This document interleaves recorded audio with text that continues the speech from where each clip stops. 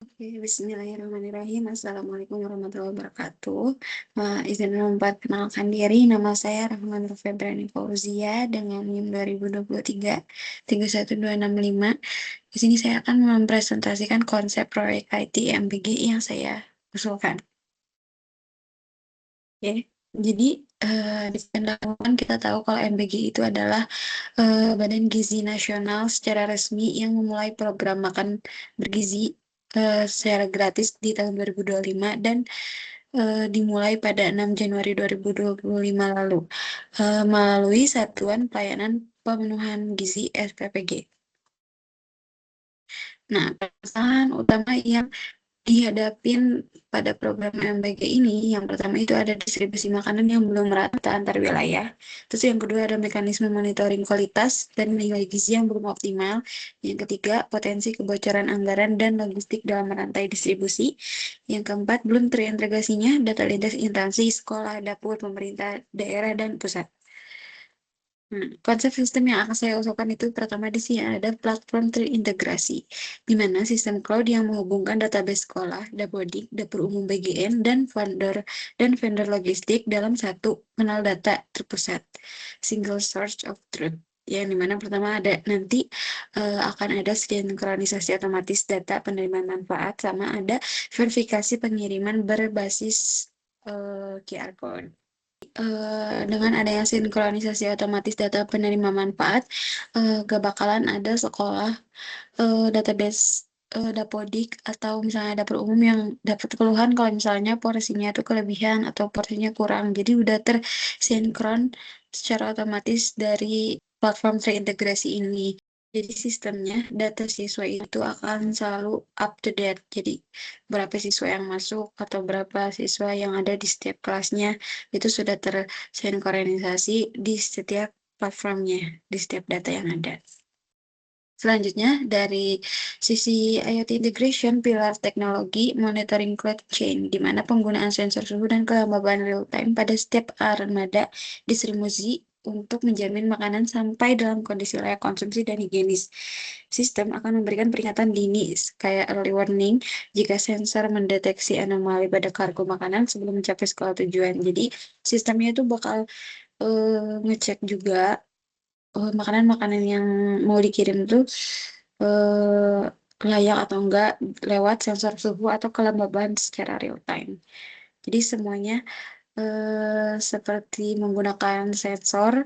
Jadi karena ada sensor itu, jadi makanannya tuh semuanya akan terdeteksi dia layak atau enggak buat dikirim ke sekolah tujuannya. Dia bergizi atau enggak untuk dikasih ke siswa-siswa yang ada di sekolah. Oke, monitoring berbasis IoT. Sensor suhunya itu dipasang di armada distribusi untuk menjamin makanan tetap segar. Jadi kalau misalnya suhunya naik di atas ambang batas, sistem akan mengirimkan early warning ke dashboard pusat sebelum makanan sampai ke sekolah, ke siswa. Nah, selanjutnya dari model AI dan analitik optimasi. Di sini ada menu planner AI di mana nanti planner AI itu menyusun menu otomatis berdasarkan ketersediaan bahan pangan lokal dan standar angka kecukupan gizi AKG nasional. Sistem ini memiliki otak berupa AI. Jadi pertama, menu planner AI yang menyusun menu gizi seimbang berdasarkan berdasarkan stok pangan lokal termurah di tiap daerah. Kedua, ada predictive log. Jadi algoritma optimasi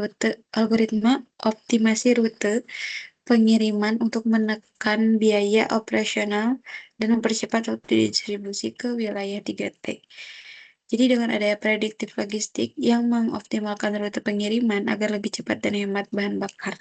Jadi tidak memakan banyak biaya bahan bakar dalam pengiriman makanannya.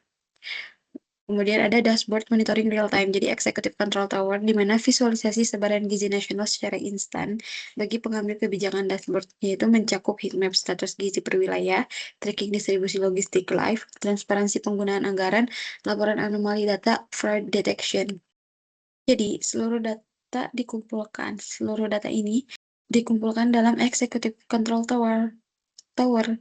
Jadi pemerintah dapat melihat heat map-nya distribusi nasional secara real time. Jika ada laporan yang nilainya merah, jadi pemerintah itu bisa ngecek lewat heat map status gizi per wilayah.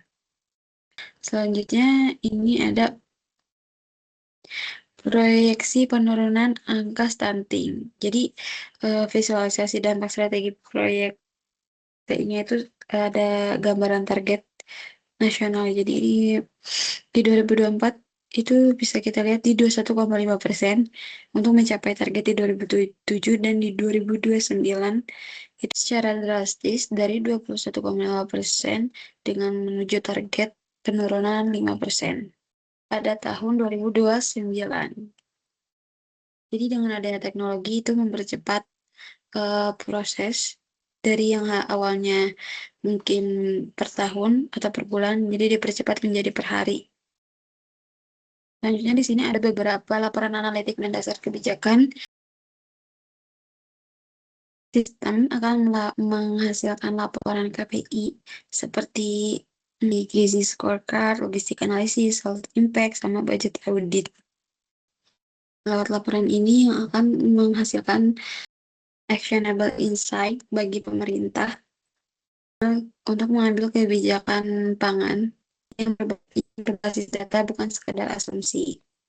Untuk gambaran di implementasi di 2026 dibagi menjadi 4 fase, dimulai dari sinkronisasi dapodik, terus percobaan di 100 sekolah wilayah 3T, ekspansi nasional dan aktivasi modul EK, dan terakhir evaluasi audit sistem untuk operasional nasionalnya.